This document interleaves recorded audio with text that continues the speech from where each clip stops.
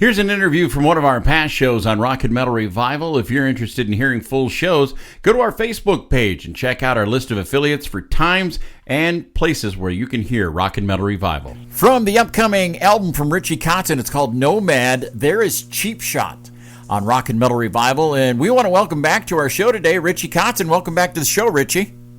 Thanks for having me. It's great to hear you guys again. It's great to have you back. I was just looking through your catalog that we play here on Rock and Metal Revival, and over the past few years, you've been pretty busy with the Winery Dogs and Smith Kotzen, which we both loved, didn't we, Jerry? We loved both those. Definitely. But it's got to feel good to be putting out another solo project for you. Yeah, it does. It's kind of where I've always been most comfortable, and it's wonderful to be able to keep doing this. Since I did my first solo album back in 1989, it's kind of crazy to think that much time has gone by, and here I am at 54, still putting out solo albums, and going on tour. I leave over the weekend. We're kicking off the U.S. tour for almost 2 months. We'll be out, so it's all really great stuff, and I'm happy that I'm able to do what I do. Nice. Now, I see you looked like you played all the instruments on this album again, and now the drums. How do you do the drums? Do you record a guide track, or do you just know in your head and just record the drums with nothing going on? Sure. That has been done in the past. I've done both. So sometimes I can go in there and just go against the click track and play the form of what the song is, because I'm one entity, so I can imagine. My imagination can guide me. Okay. And so I've done that. But I've also done the other way around, where I would set up a click track and put down a basic guide, either on a keyboard or a guitar or a bass. And then at that point, I can go down, and I say go down because my studio is 2 levels, but I'll go down to the drum room and start hammering away. But the way that it works, and the only way it can work, is the fact that I've got everything set up all the time. So the drums are always mic'd, ready to go.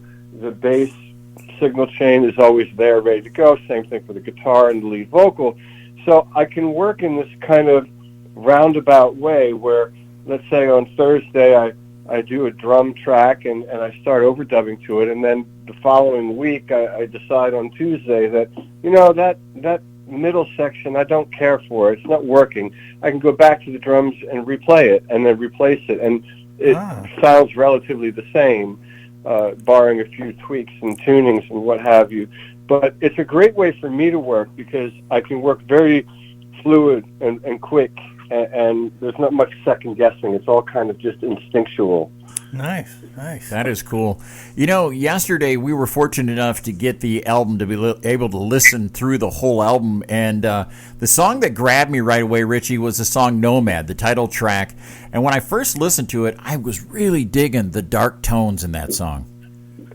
Oh, thank you. That's one of my favorite songs on the album. And, that one and Nihilist were written years ago, and they've lived on my hard drive for a while, but I didn't know how I wanted to release them. I didn't feel like it made sense to just put out one of those songs as a single. I wanted it to be part of something a little bigger. And then once I realized early this year that I was at a point where I could make a record, I thought, okay, well, let's kind of use those two as the foundation. And if you notice, Nomad ends side A, Nihilist ends the entire record side B. So I thought that was very effective. Yeah, definitely. Now, I really liked the Cheap Shots video.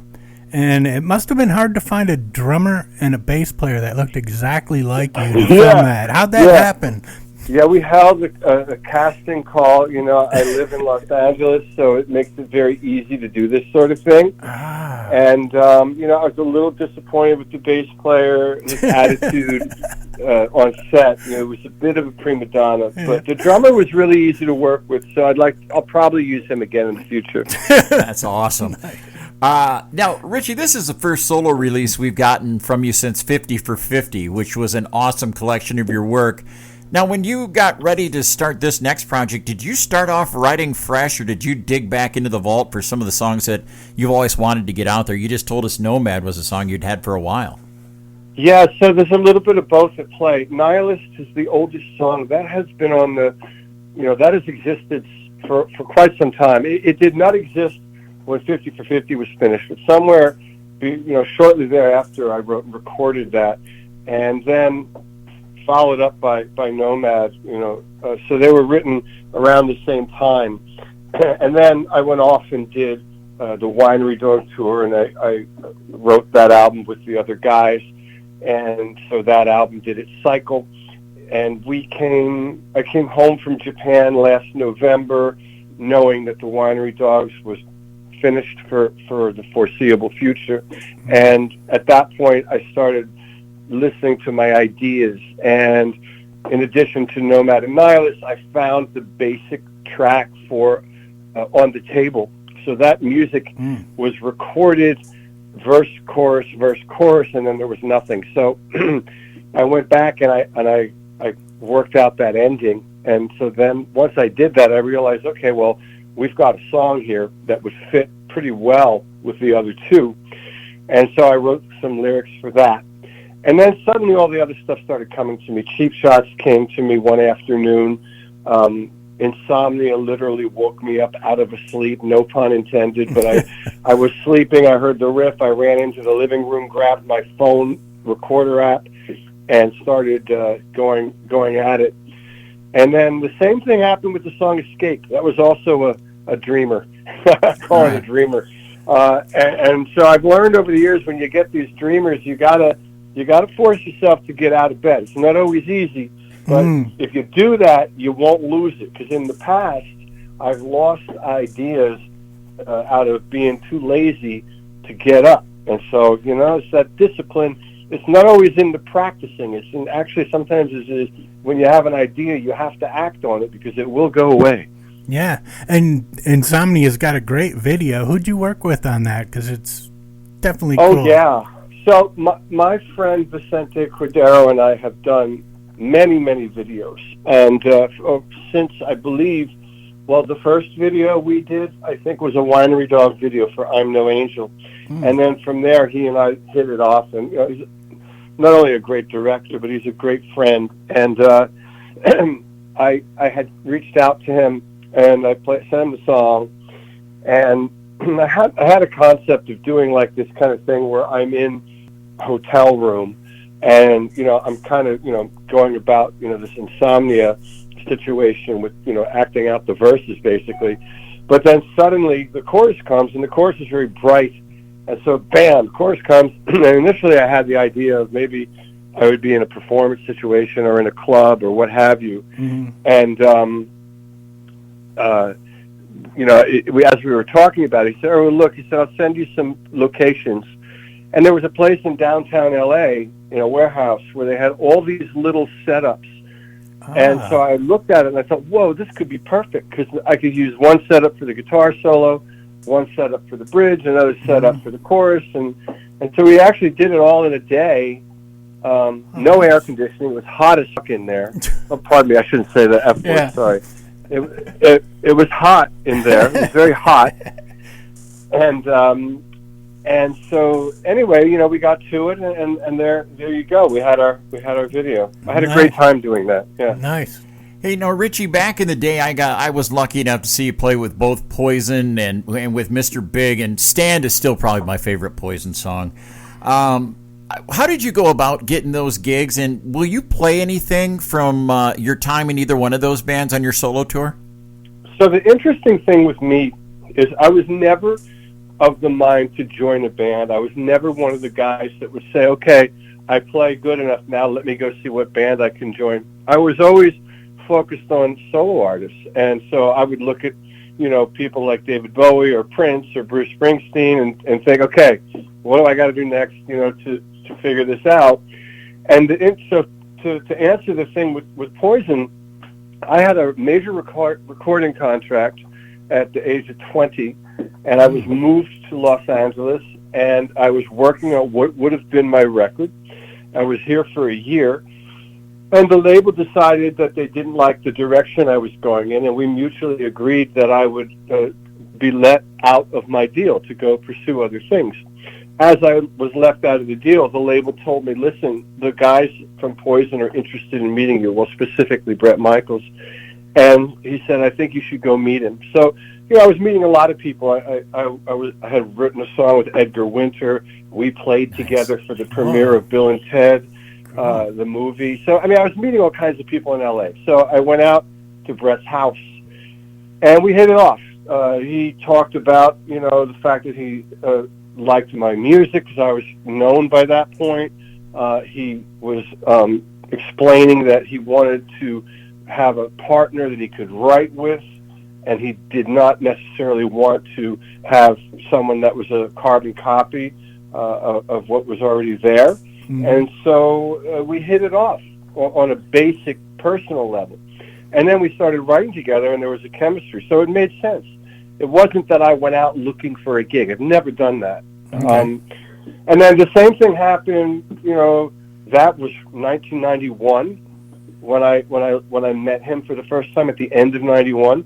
And then many years later, at the Millennium, I had teamed up with Stanley Clark, and we had a band. We were on Sony called Vertu, and we were making the record in San Francisco in Marin County. And I ran into Eric Martin, who I had known since I was 19. And he had explained to me that Paul was leaving the band and they wanted to continue. And my initial reaction was, well, I can't play with you as much as I'd like to. I'm already in a band. And then about a week later, I was back home in L.A., and Billy and Pat Torpy came to my house and said, hey, listen, we want you to play with us, but listen, you can do both. You can play with Stanley and us. I said, well, how can I do that?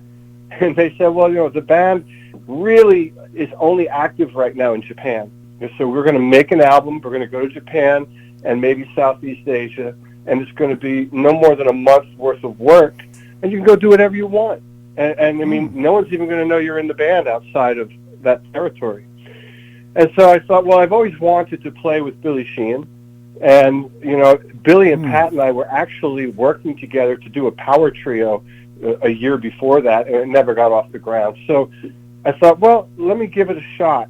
And so that's how it happened. But I never went out looking, whose band can I get in? I was always busy doing my own stuff. That's cool. Yeah, definitely. Now, who's going to be in your band on this upcoming tour? Because I know the guys in the video aren't going to be available. Right. Yeah, exactly. So I've been playing with Dylan Wilson since 2011, and he's the bass player, and you'll see him on all the recent live stuff, as far back, even not so recent. And so he and I have a great chemistry. I really love playing with him. And so he's been there for a long time. He's not going anywhere. He'll be on the road with me. And the drummer is new. His name is Kyle Hughes. He's a young lad from the UK, and he's a fine drummer. He's got a great voice, which is nice to have an extra voice on the stage. And we played Europe. We did 28 shows, including we had an opening slot for ZZ Top. We had some nice festivals, Sweden Rock Festival, a few others. And it was great. He did a great job. So we're going to keep him on for the U.S. tour. And it's going to be a good one, a long one. We're going all over the place. That's so awesome. Looking forward to it. Nice. Richie, one of the things that I've always enjoyed about your solo albums is that you can't pigeonhole you into a certain genre. Now, does that cross your mind, or you just write what you're feeling and here it is?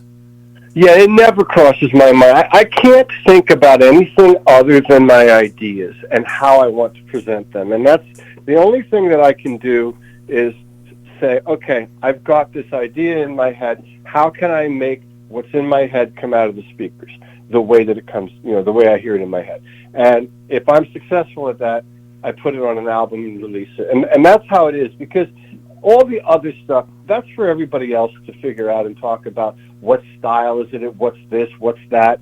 To me, it's music, and it's self-defining. When you hear it, You like it or you don't. And then from there, if you want to talk about, oh, it reminds me of Parliament Funkadelic, or it reminds me of Sly and the Family Stone, or, oh, that reminded me a little bit of the Black Crowes, whatever you want. As the guy behind the curtain, all I can do is write my music and put it out there. Yeah, definitely. Now, what drew you to using the Fender Telecaster over all these other different style guitars? I mean, for rock, there's not a lot of Telecaster guys in the hard rock genre. Yeah, I mean, like, I know there isn't, and it's such an appropriate guitar. You know, I mean, when you think about it, it is, for me, it's such a great blank canvas to work off of. You can do so much with it, and it's comfortable. I'm not even sure way back when how I fell into it. I know in my teens, I got really enchanted with the Stevie Ray Vaughan at one point in my life, and I went out and I bought a Fender Stratocaster, and I bought a Telecaster at the same time. So I've always used both. If you look at my history, you'll see probably more Telecaster, but a lot of Stratocaster. There's a lot. And I also have a model with Fender, a signature model Tele, and there's a Stratocaster out there. Nice. So, but you know, just to go back to the Tele, there's something about it that's very, very transparent. I feel I can be very expressive with that guitar. You know, it picks up all the nuances, and I can still play aggressive when I need to. It still can scream if you need it to. Of course, it has to do with how my guitar is built, because I pickup in there than what was originally in a traditional Telecaster. But you know, you just fall into things, and I've been playing this tobacco Telecaster, you know, I mean, since the Poison video of Stand when I was 22 years old, you know, 1992 or 93 when that came out. So, I mean, that's a long time to be playing, you know, this basically the same guitar. Definitely. You know, Richie, when we were told that we were going to have the opportunity to speak to you again today, I started going through your catalog and had a really enjoyable afternoon. I mean, everything from the Smith-Kotzen stuff, the Winery Dogs, your solo stuff, and the song that I just keep going back to is You Can't Save Me. But there were so many damn songs. I mean, there were just, I couldn't get over the great music that I hope more people dig into. I have a tough question for you. What is the one song you're the most proud of that you've written over the years? Oh, wow. Well, that's interesting. I mean, because, you know, you have to realize that I don't have all of that information in front of me. You know, so, like, what happens, I will, you know, I will be out somewhere, and someone will come up to me and start talking to me about my music and says, you know, this song, blah, blah, blah, changed my life. And I would say, oh my God, wow, thank you. And then in my mind, I'm thinking, wow, I forgot I wrote that song. I forgot I had that song. Because there's so many compositions out there that I had a hand in writing. But, you know, off the new record, you know, Nihilist is something that I really love the way that came out. I think it's so unique. You know, if somebody said to me, pick one song off the new record and play it for someone, you got one shot, they never heard of you before, they have no idea what you do, who you are, I'd probably play them Insomnia for a certain reason. Not that that's the greatest song I ever wrote, but, you know, to answer that particular question, I would go there. It used to be, I used to say the song Fooled Again off the Go Faster album was a good song that really defined, you know, where I was coming from. But it's difficult because it's always changing. I'm not the same person today that I was, you know, 5 years ago, and hopefully 5 years from now I'll be somebody else. You know, that's kind of how I like that idea, and it's probably why I chose the title Nomad for the album. Nice. Now, going back to the album, do you think the song This Is a Test could have benefited from adding some cowbell? It could be, yeah, maybe. Since it's only just an acoustic guitar and a vocal? That would be great. When there, and I'll tell you something, because it's just acoustic guitar and vocal, and because I recorded that perfectly in time, you can overdub your cowbell and have your musical fantasy come true. Nice. We might have to do that. Yeah, you and Christopher Walken, right? Yeah, definitely. Hey, Richie, where's the best place for our listeners to find out more about you, buy your music? What's the best places for them online to go?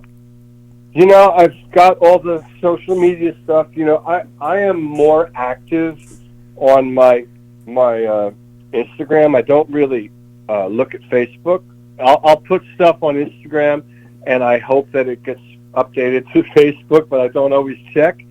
So, you know, to get the more personal stuff to my Instagram, you know, the website is a great place to go to find out where I'm playing, get tickets, get VIP packages for the tour. You know, anyone that's hearing this, you know, wants to come see the band, we've got 36 shows booked, and they're all listed at Richie-Kotzen.com, so, you know, that's a great place to go. And then, you know, the streaming thing, wherever you listen to your music, I'm there. You know, the record's going to be everywhere, which is great. You know, they're making it in vinyl, so you can order it. Ooh, Amazon awesome. is where I go. But, you know, wherever you want to go, it's there. Also, I've got a YouTube channel like everybody else, and the record company, BMG, has been very active in updating things, so everything's current there. There's a couple music videos, and there's going to be a few more coming out as well. All right, outstanding. Cool. Well, we're going to play another track off the album Nomad, which comes out at the end of this month, and we're going to play the one On the Table. What can you tell us about this tune, Richie? That song is a song that we're going to actually bring into the set, so we're going to play that live as well. Cool. We haven't played it yet, and our gig is Friday, so we're going to run it at soundcheck and see how good we are, see if we can pull it off. But I'm very much looking forward to playing that one live. Well, Richie, we appreciate you coming on the show again, and you're always welcome back here at Rock and Metal Revival. Awesome. Thanks for having me, guys.